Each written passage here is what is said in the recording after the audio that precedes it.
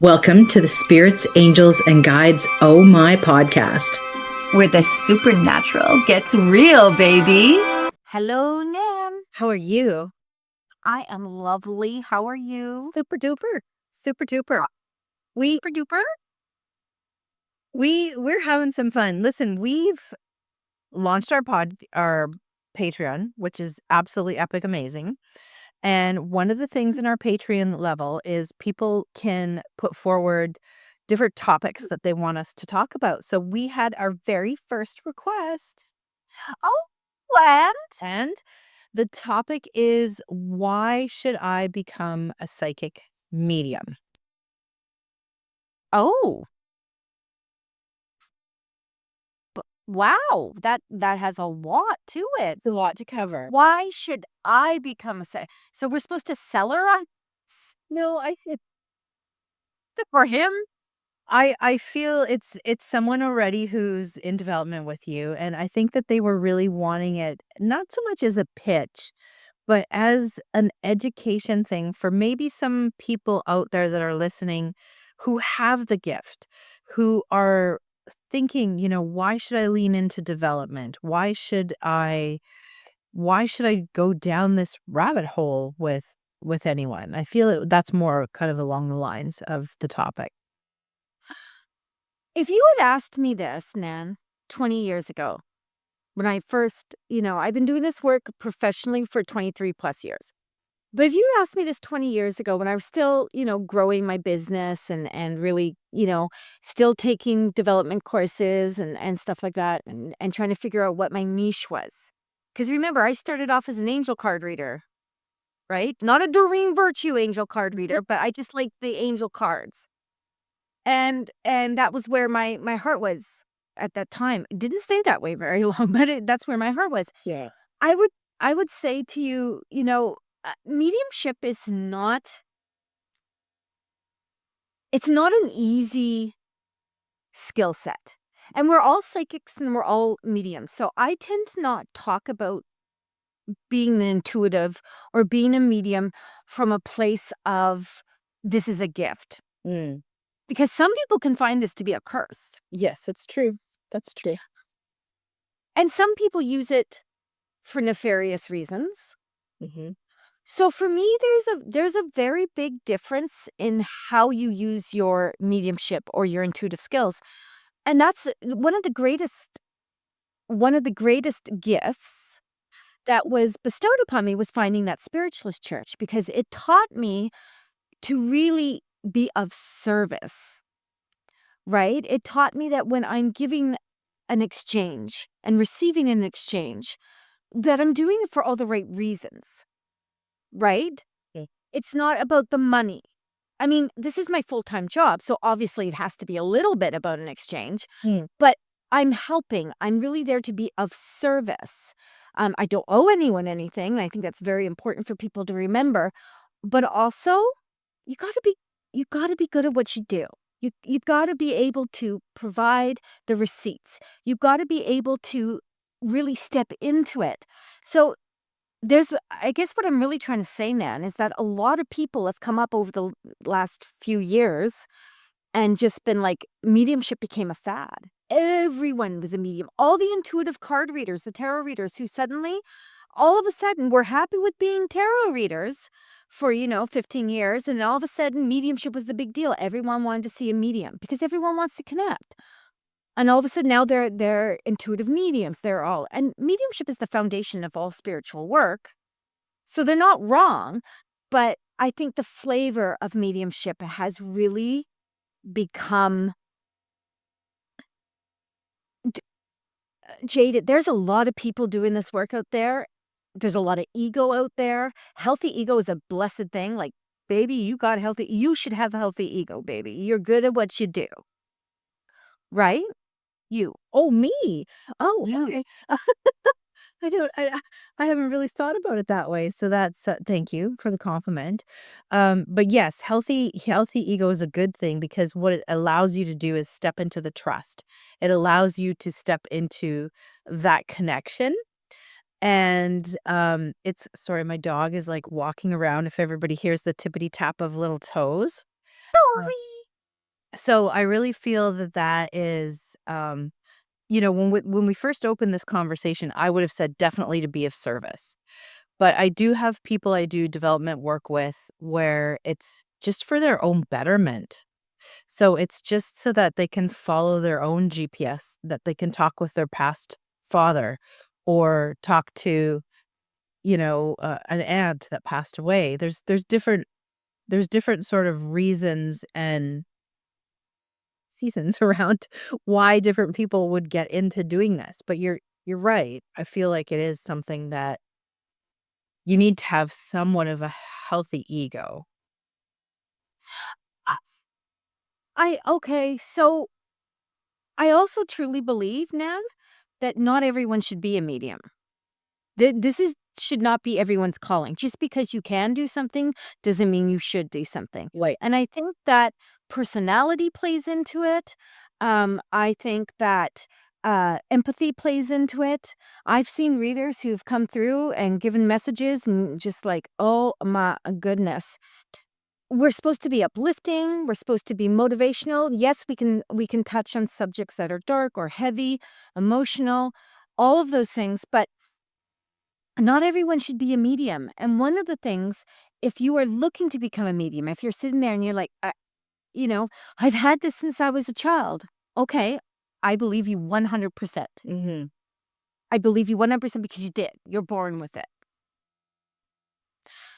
So, why now is what really someone should be looking at. Why now? And to what extent?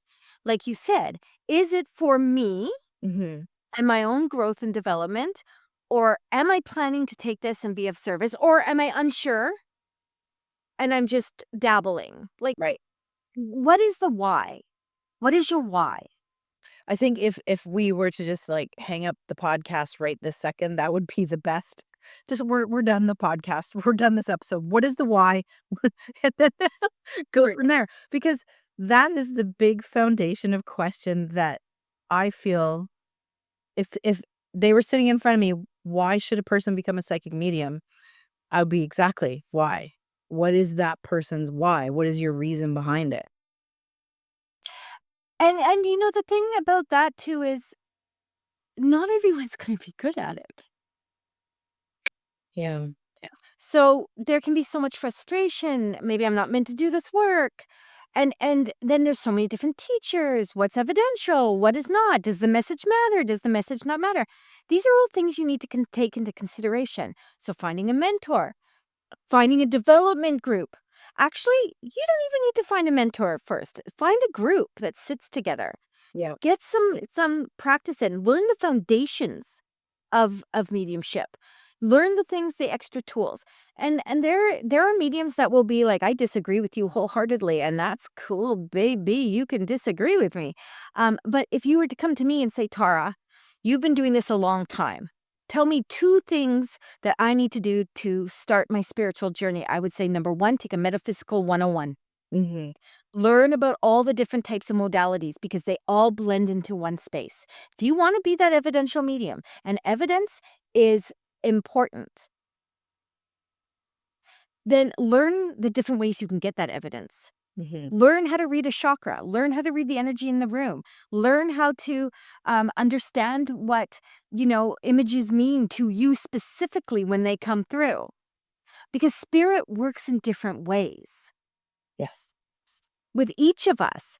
So, again, I really am a strong believer in practice and development. Do not think you're going to become the next, my mom's a medium or Teresa Caputo or Sylvia Brown or James Van Prague or John, or all those people. And all those people I just named are really people that are just televised or have the books or have all those things. There's a million trillion beautiful mediums and intuitive and inspirational workers out there that they don't have that clout right behind them. And you just need to find the right person and the right space and then learn the foundation first. And the second thing I would say about that, though, is to really be okay with wherever the journey is going to lead you. And maybe it doesn't lead you to being of service to others, but being wholeheartedly embraced in your own spiritual journey. Exactly. And I often say it's not a race. It's not about the destination. It's about that journey. And so I think if, we're going to say anything, to be of service, whether it's to yourself or to others, get the foundation, find out the why. Why do you want to do this? If it's for the sensationalism so that you can do platform work like Teresa Caputo, mm, okay, great, but it's going to be a bit of a longer journey to get there. And we're not discouraging you from doing that. It's just that No. you definitely need to put one foot in front of the other and learn to walk before you can learn to run. So I think at the crux of all of this, Tara, it would be why. The person needs to really sit with the why. And I've been around, like I said, long enough. I've run psychic fairs and retreats and all these things. And like you said, take that time, do it well. You'll thank yourself in the end. You will thank yourself in the end. And you're going to have many teachers. And that's the cool thing. I mean, I have people that have been developed with me for 5-6 years. They like the intuitive development circles. Some of them are working as practitioners now. Some of them are in the collective, right? Some of them are just hanging out, just love doing the practice and whatnot. And when they're ready, they'll shoot their shot. But you have to be able to just take the time with it. And there's nothing worse. There is nothing worse than, going out there and being like just, I don't know what the word is, negated, like just being like, yeah, you're not hitting this. If you can't practice, if you're going to do this for someone else, if you can't practice, don't go ahead and do it. Oh, and that's such a great point. Like, I literally did hundreds of readings before I hung up my tile. Like, I did hundreds and hundreds of readings, and it was all practice. There was no monetary exchange. It was one of those things just to make sure that I was hitting the mark. And the other thing that you hit a really good point on about taking metaphysical 101 that I would also add to, I would encourage people to take other courses around psychology, around how to deal with people's emotions ethically, with integrity, how to deal with all of that stuff, because it really is about a proper, gentle, empathic delivering of the message, right? I've sat in front of some people and just how they've delivered the message was basically like pouring lemon on an open cut. It was like, oh, yeah, right? And so you want to teach yourself and polish yourself on all of those nuances, right? You want to understand that um, there's times where I've had someone come to me and they were dealing with mental health issues and I could not help them. So I had to know what the resources were to redirect them to someone who could. And these are all what you need in that toolbox, right? When you're going to go out in public and do this publicly for other people. Well, and let's add to that, since we're building a treasure chest, a tool chest, Yeah. learn how to protect yourself. Yes. Whether you're working for just your own space, for your family, I love it when people say, well, I'm just reading for family and friends. I don't read for family and friends. I don't either. But that's another topic for another time. Yeah. But what I was going to say was, like, how are you protecting yourself? How are you able to read your energy? Right? Are you making sure that your self worth, your self-love, your cup is full so that you can give to these people and not take it on? One of the biggest things that was gifted to me was that whole golden sphere, right? Putting the golden sphere around you so that all negative energy stops here, turns around, right? We talk about white light too, and goes back from where it came from as positive energy.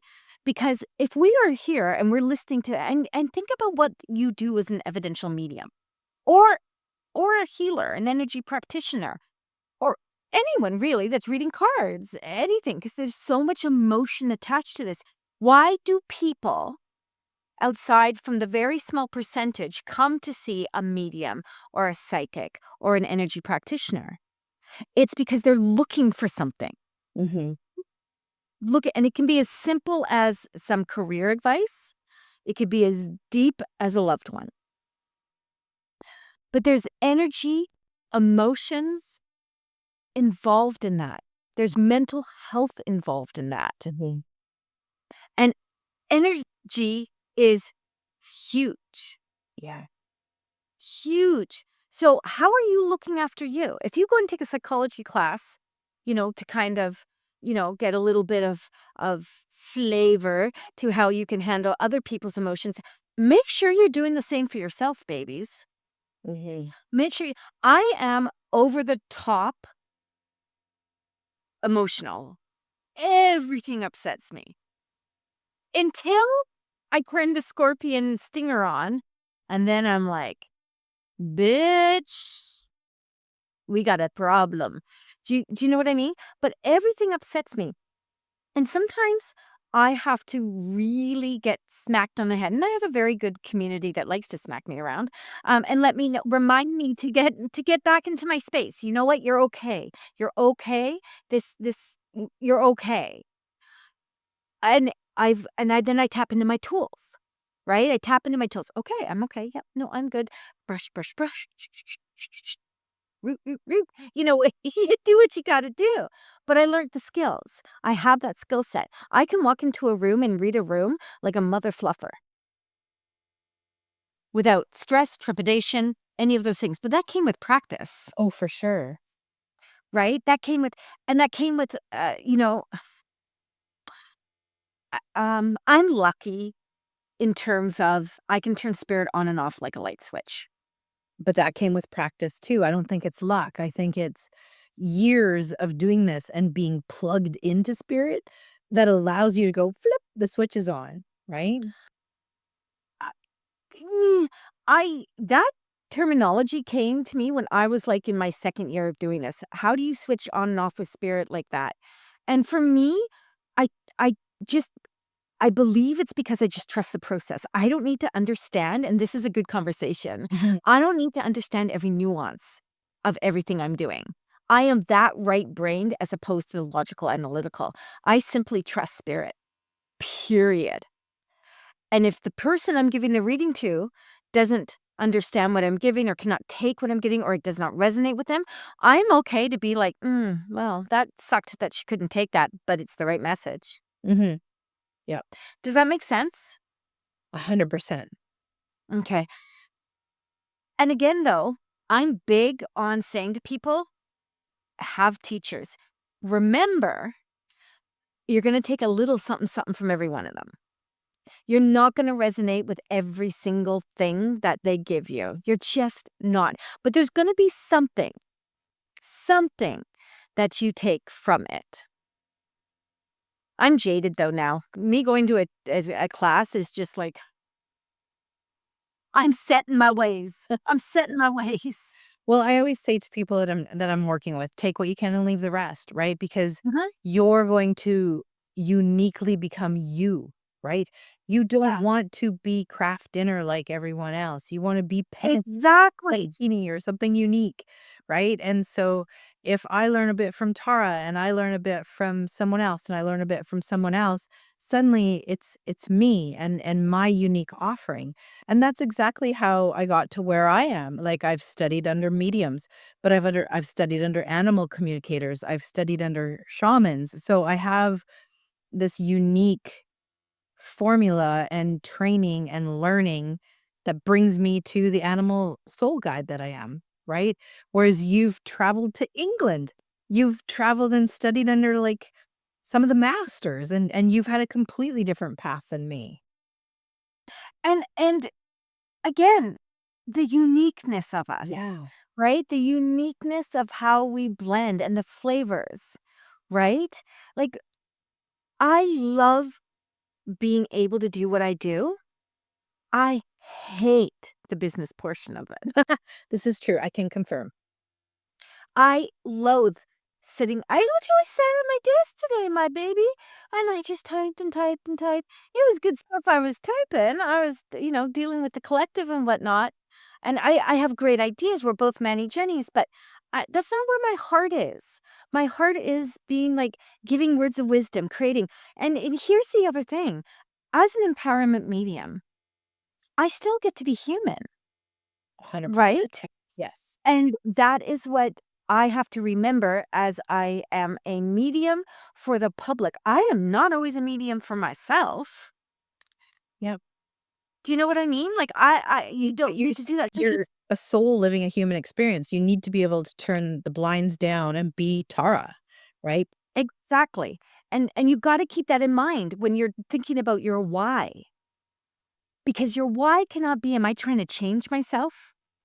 Am I, am I in a place, and I would highly, highly recommend to anyone that if you feel that you are not, oh, what's the word I'm looking for, Nan? If you are struggling with who you are as a person, that is not actually the right time to suddenly become a medium. Correct. There has to be a passion for this, an inkling even, if you will, please. And not just that, oh, I saw a ghost or and I turned it off when I was a child. It has to be deeper than that. For the ones that are going to be powerful in the work they do, for the ones that are going to be able to be the leaders for others, the mentors for others. And maybe that's not where you're going, but you have to have some kind of foundation before you start seeing others, where you know who you are as a person. That doesn't mean you can't grow. That doesn't mean you can't develop. What I'm saying is, if you don't have a firm foundation on who you are, it's never going to be authentic. Mm-hmm. Yeah, Yeah. I had a teacher once say to me, you got to do all the work on yourself first before you can get out there. So, you need to be in tip-top shape mentally, physically. You can't drink, you can't do drugs, all these things. And I thought, I'm human. I'm unpacking issues. I'm unpacking certain traumas that happen, different things like that. I disagreed with her. I don't think you have to be perfect, but I do think you have to know who you are. And I feel like we can consistently be a work in progress. Absolutely. I definitely, as far as the drinking and drugs, absolutely do not do drugs or drink and give readings. That's a basic, you know, You s and I'll tell you, Tara, like, when I go do home, group situations, I will often say to the host, "Is there wine? Yes. Okay, who's the one who gets into it first and send her to me before she starts drinking?" Okay, so I don't do as many home parties as I used to anymore. Yeah. I try to give it to the collective to do. Um, eh, but I used to say no drinking until I'm done. Oh, even better. Because there was incidences where I was like, "This is not good for any of us." And, those home parties are actually supposed to be, and this is where I struggled with them, I think. Even though I did them, they were very lucrative. There was a point where I was doing like 2 to 3 a week at some point, and I just eventually was like, "Oh, this is nice, but this is a lot." Um, but, they're supposed to be fun to a degree. You gather a group of people together for the most part. There's sometimes that people come together specifically for a grieving process or to Right. hear from a certain someone. So Yeah. I'm going out here for the most part. And they're eating food and they're having a good time. And, I always remind them, hey, there could be tears. There could be a full-on shift in attitude and emotional balance after one of these. So, liquor is great, liquor is fun, liquor is not necessarily what you want to do if you are, about to go into a message, because it amplifies things. Plus, the other thing too is that if I'm going to go out there and be of service, and you're going to give me an exchange for that, you may as well be coherent enough Exactly. to understand what I'm giving. Well, and you're in a better energetic space too. Like, when you're sitting in someone else's energy and they're inebriated, you're not it's not as good of a connection, right? You definitely want them to be fully present and then get the most out of the reading. Yeah, great. I think so. I think so. So Mentorship is a must. Yep. Find someone. You can read all the books in the world, babies, but if you don't have someone saying to you, hey, hone it a little this way. Ooh, cut that back. Or, I would use different terminology. Blah, blah, blah. If you don't have someone that's helping you with that, it might be just a little bit harder. 2, find a circle. Mhm. Find a circle, but make sure that you gel with the people in the circle. There is no point you going there and having someone lead a circle that you're like, you are crazy as an outhouse rat. No, I don't resonate with that at all. Like, don't go into a circle just to be in a circle. And there are circles you can find online too. And I would, again, be very cautious. I would source it out. I am not the person who says sign up for a year for anything, Right. except for our Patreon. Right. But don't sign up for a year for anything because you don't know when you're going to be finished with that person. Yep. And all my particular courses, and I believe, Nan, you're the same, has small increments. Correct. Join us for a month. My mentorship program is 3 months. That doesn't mean I drop you like a hot potato afterwards. No, Right? you evaluate where you're at and what the next step is. Is it continuing Right. together? Is it you want to deep dive somewhere else? It's all of that goodness, I think. Which is really great. So for the one that's in mentorship with me right now, I have 2 that are in mentorship with me right now. She's coming to an end. And she's made her decision what part of the metaphysical world she wants to go into. She wants to do soul retrieval. Cool. I'm like, damn Skippy. So now we've got a new program. We've got a new way to work together. I said to her, you can go find someone else to do soul retrieval. And she's like, oh, why would I do that when I'm coming? Good, fine, let's do it. Right. But, if you don't try a few things out, if you think that you need to be a medium because, mediumship is it, everyone's a medium, baby. What's your flavor? What's going to make you unique? What's good? And I know that someone would say, well, your evidence. There's things about that too. There's different ways to be able to give evidence. And you will have those cutthroat people that will be like, it has to be all evidence. You can't give a message. You can't prove a message. Fuck you. The message is 9.9 times out of 10 what the person's there for. Yeah. That's Period. very North American. The evidential thing where it's all evidence is very European. It's different styles of mediumship. And again, you're going to find that out as you dip your toe into development and learn what your niche is. But I think we're right. Get around like-minded people, get into a circle, get into even the Facebook group that Tara has. It's incredible. You're around people that are constantly presenting new ideas and new modalities and new niches, or even our Patreon group. There's opportunity for development in there. Absolutely. And you can have, like I said, you can have an idea that you're going down one road, mediumship, and then you suddenly start that whole mediumship process and you realize, okay, mediumship is the foundation of all spiritual work. Mhm. You got to be able to connect and you got to be able to trust the process. And now suddenly you want to do energy work. Bless your little heart. Off you go. That's right. And that's okay too. Yeah. Absolutely. Is there right and wrong? There's procedures. Mhm. But everyone's unique and everyone's different. You got to be doing it for the right reason, and that's it. Period. Hard stop. What's your why? I think And if your why is make like $1 million trillion, try again. try again. And I think that's a great time to wrap it up. What's your why?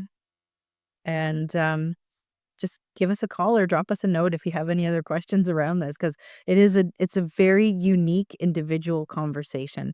So we've given you some very blanket answers, but it is something that can get deep dived on later. So DM us if you guys got more questions. I would love you guys to come and join Empowering Intuitive Souls. It's a private Facebook group, and let us know what your why was. What is your why? What is your why if you are a practitioner? What is your why if you're looking into it? Let's open up the conversation and we talk about it a little more. I love that. I love that. Yeah. All right. Don't forget to put it on Instagram. That's right. Spirits, Angels, Guides. And thanks for listening. We appreciate you guys immensely, and check our Patreon out if you're not on it already. And we'll see you same time next week. That's right. Bye. Bye. Thanks for joining us on this journey into the wonderfully weird and metaphysical. If you loved what you heard, don't forget to follow us for more insights and behind the scenes fun.